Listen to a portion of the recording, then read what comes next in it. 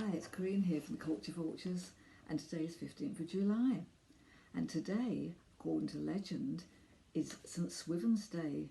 And if it rains today, well, it's going to rain apparently for 40 days and 40 nights. And apparently St Swithin was a bishop of Winchester Cathedral, and he asked to be buried outside so he'd be exposed to the drops of rain falling from above. So that's where the legend comes from. Right, on the Sunday the 18th of July is Nelson Mandela Day. And on this day, around the world, people try to do different things to make a difference to their communities, no matter how small. And this is inspired by Mandela's work to create a more just and fair society. So I thought the question for the chat this week would be, what is the nicest thing anyone's ever done for you? It'd be nice to have a few nice remarks. So let's see what that takes us this week. Right, now I'll come on to suggestions. And the first one's today at 7 o'clock, and it's a Notting Hill Carnival. And the Notting Hill Carnival is Europe's biggest street party, normally attracting crowds of around 2 million people. The carnival has its roots in the Abolition of Slavery Act in 1833, when the first carnival was held in Trinidad. And black Caribbeans took to the streets for their own carnival party with song, dance and costumes. The Notting Hill Carnival comes out of a combination of nostalgia for the Caribbean and pressures and racial tensions experienced by the Caribbean people in the UK in the 50s and early 60s. So if you want a book to go on that, the Eventbrite link is below, so that's one to have a look at. And also today, from 1 to 2 o'clock this afternoon, it's a lunchtime lecture called Edwardian Postcards. And it was the original social media, and there were several deliveries a day in towns and cities, and postcards could be arrived from early morning till late at night, so there was loads of deliveries of post in those days, not like today. And the newly invented picture postcard was cheap and extremely popular, and embracing all sectors of society. People could send quick, cheap, attractive pictures that would arrive within hours. Just as today, friends exchange messages while travelling or at work. And the golden age of picture postcards, 1902 to 1910, coincided with the reign of Edward VII. So postcards of this period are known as the Edwardian postcards. So we can have a look at that, the links for that. And then we come on to the 16th of July, and this is at 5:30. And it's Learn a Chinese Folk Dance. So that sounds good. A workshop leader, Annie, will guide participants through Chinese dance exercises, steps and techniques. And by the end of the lesson, you've learned a beautiful Chinese folk dance. The dance steps apparently are quite easy, and you don't have to be experienced. You know, it's for all ages, all genders and levels. So no previous dance experience is required. And you'll have a taste of Chinese culture while having fun. Just need to wear comfortable clothes. And it's called Why Dance. Why Dance. So the links for that is there as well. So we're going to look at that one. And next one is also on the 16th of July, and it's at 2 o'clock. And the mind behind the mysterious Sherlock Holmes, Sir Arthur Conan Doyle, devises great detective fiction that left readers captivated and curious to know more if Holmes really did exist. In this thrilling talk, author Shabrani Busso reveals what happened when Doyle himself turned real-life detective.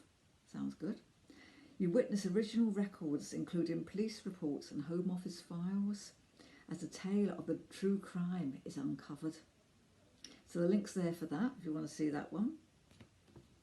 And also on Monday, it's on Monday the 19th of July, sorry, and this is at 6 p.m, it's British Summertime. It's an American one, it comes from the National Gallery in Washington, but that is the British time it will be showing. And it's called Adrian Piper, The Calling Card. And it's on a new series of short, relaxed talks, and it's from the staff for the National Gallery. And the first one, you can carry on from there if you like this one. The first one's a Research and Programmes librarian, Anne Simmons, and shares a work of art that she donated to the National Gallery. And it's inviting curiosity and thoughtful questions. And these talks are a perfect Monday pickup. And the visual summer talks are free and open to anyone in the public and designed for anyone who's interested in taking part in art, whether they have any art or history background. So that sounds good. And then we come to the 20th of July, and this is at 3:30, and it's a tour of Joan Eardley's drawing and paintings. And Joan Eardley had a studio in the coastal village called Cataline, as well as a contrasting area of Townshead in Glasgow's East End. So you'd be prepared to take on a tour of Joan Eardley's drawings and paintings of these two areas via the use of film, still photography and simple mapping. And participants are inspired to draw the essence of two different places and spaces, the people who inhabited them. And this informal workshop explores drawing outdoors with all its contrasting elements and zest. With your book, you will be emailed the list of art equipment you need for the event. But so that's for anyone that wants to take part in an art online course. And then we come to Wednesday the 21st of July, and this is 5:30 to 6:30, and it's Chaucer's Telling Tales. And during this hour, Marion Turner will discuss the historical context in which Chaucer wrote the tales and how his work connects with the world of pilgrimage to the sign of Thomas Becket. And it's inspired by Chaucer's Canterbury Tales and uses modern characters and idioms. So that sounds interesting. That's with the British Museum. The link's there for that one. Right, on Thursday the 22nd of July, and this is 6:30 to 8 p.m, and it's from the Science and Media Museum. And it's a Café Scientifique, and it's an informal discussion about science and scientific developments.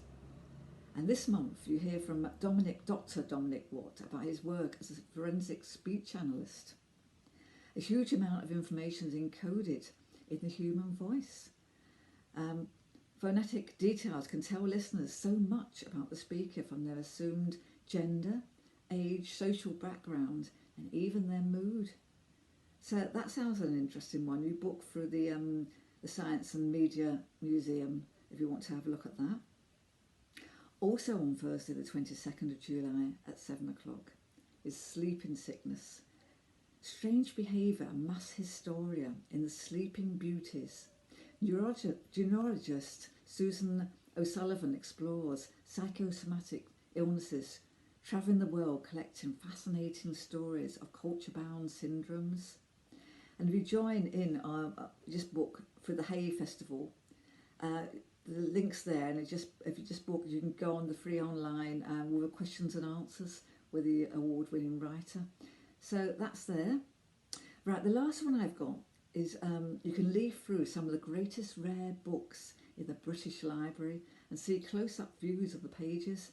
So I thought that was really interesting. You can do this at your own leisure. And it's the online gallery for the British Library, and the links for that is there as well. So that sounds quite fascinating. So that's that for this week. We're all getting back to the barn now with the singing, and some people are joining in online, which is really good. So it's a combination of both. So you can do like you can online singing. Hopefully they're going to do the online one with us singing at the barn. So keep an ear out on the upbeat for all things that are going on. Went on a lovely dog walk last week. I think I said that last week, but that got more coming up. There's one on this Friday if you want to take part in that. And there's all sorts of other stuff going on. So I hope to see you all soon, and I hope you're all well. And thank you very much for listening. So bye for now from Corrine.